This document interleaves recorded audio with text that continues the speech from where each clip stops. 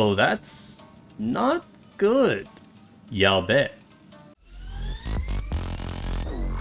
Good day, everyone. Today, I wanted to talk about the Labyrinth Warriors event that we are currently doing, as well as why I've decided to do so after round 2 of the event, as opposed to having done so on day 1. And the reasons for that really are because on day 1, and upon entering the domain and in the process of doing it, I think, as MiHoYo usually does with their domains, it looks fantastic. They're definitely good at designing dungeons, but to be honest, I found it a little bit boring. At the state of someone who has played the game since day 1, the enemies were an absolute snooze. Each room was just a quick, straight line walk from the previous, and outside of the potential danger of not being able to heal your main character for the whole floor, there really isn't very much actually interesting.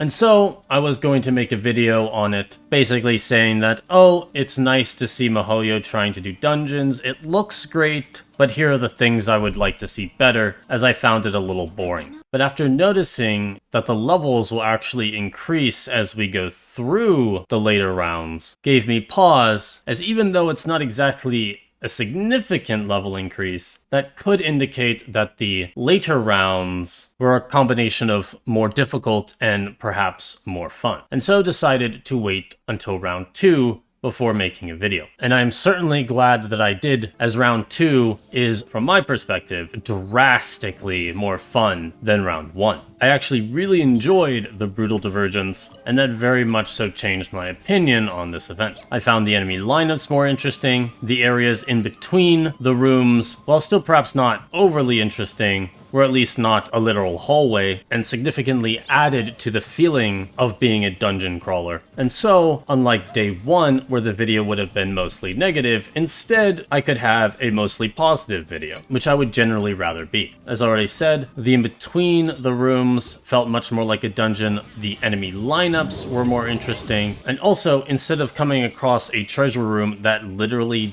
doesn't have a chest, instead come across a treasure room that immediately made me think, oh, this is a trap. And then upon opening the chest, having basically the entire ceiling come down, and then laughing my head off. Along with some a little bit more clever traps, I really did have a good time in the Brutal Divergence, and I think it's been definitely some of the most fun content that I've done so far in this game. And so really hope that MiHoYo will continue along this route. Now, some other aspects of this event, which I definitely think make it more enjoyable, I only realized upon first fighting an Abyss Lector in one of the rooms. Because the only place I'd ever fought an Abyss Lector before was in the Spiral Abyss, where they can be very annoying. Not because the fight is difficult, or even the fight itself is annoying, but because you have to work through this massive shield of just spamming elemental reactions within a limited amount of time. And it's really this time aspect that I think makes this event feel a lot more refreshing than prior ones. Because if you think about it, every single piece of content that MiHoYo has put out has all been time trial. The Spiral Abyss is a time trial. The choose your difficulty and then fight some bosses events are time trials. The teleporting around or picking up floating orbs are time trials. The arena events are time trial. Practically every single thing that they put into the game is a time trial. And time trials themselves are fine, but it's a bit of a different story when every single piece of content that comes out is a time trial. Because the issue with time trials is that you are no longer really fighting the enemies, you are instead fighting a number that is unceasingly counting down. And so because of this, in the Abyss, I never really enjoyed fighting the Abyss Lectors, whereas in this event, I actually enjoyed fighting them quite a bit. And I believe that's due to the lack of the ever-present numbers of doom looming overhead. And so once again, while time trials are fine, I would definitely like to see MiHoYo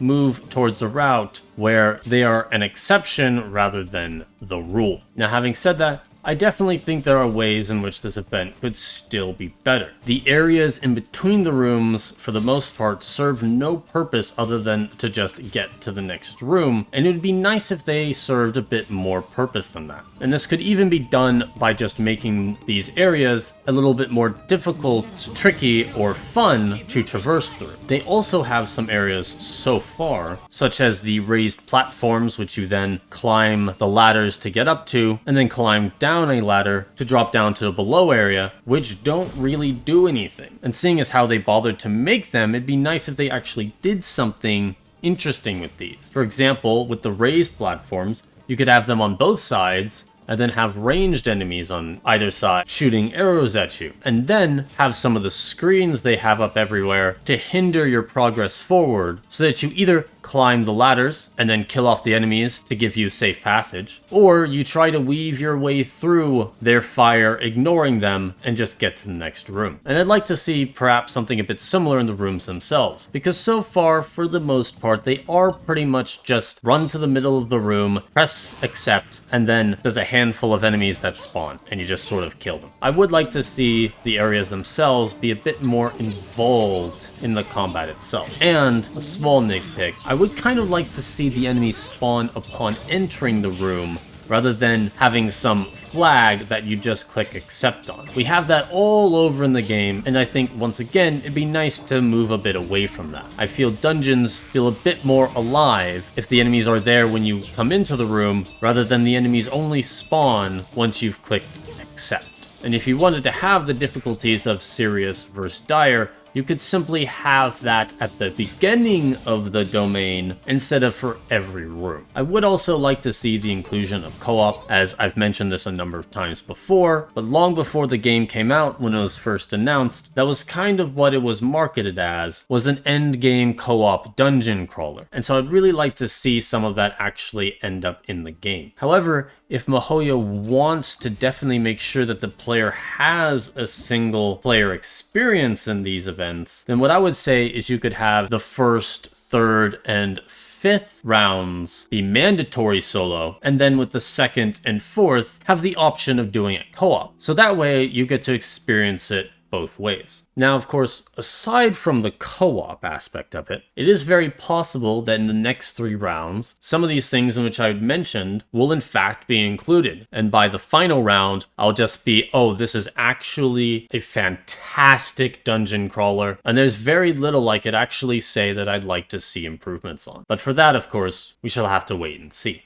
Now, the other 2 things I do feel are a shame are, one, based on looking at the event page and kind of what you should expect in terms of rewards, makes it seem unlikely that we will get our Shikigami friend as a pet. Makes me a bit sad, as I think he, or at least a copy of him, would be a pet that I definitely would travel around with. Unlike Endura and the Sealies, who I kind of just don't really use. The second and major disappointment from this event is simply the fact that it's going to be gone, like all the content that they put out. I really don't see why they couldn't change this once the event is over into some sort of weekly that could either rotate or randomly give you one of the domains, even if it doesn't give you Primogems. It could give you, say, just 2 ley lines worth of character XP and Mora, and I'd certainly do it every week. And yet instead, this honestly fun content that clearly the designers put a lot of effort into is just going to vanish. And so even if the event itself goes away, as that just seems to be the way this game is, it would still be nice to have an aspect of it afterwards that we would be able to continue to do, even if just once a week, for a little bit of non-Primogem rewards even. But let me know what you think. Would you like to see something like that implemented? How much are you currently enjoying this event? Are you hoping we get more content like this? Or perhaps are you just not actually overly thrilled about all of it? Or what do you think could possibly make it better? Do let me know down below in the comments. Thank you for watching. Look forward to seeing you again next time, and hope you all have a great day.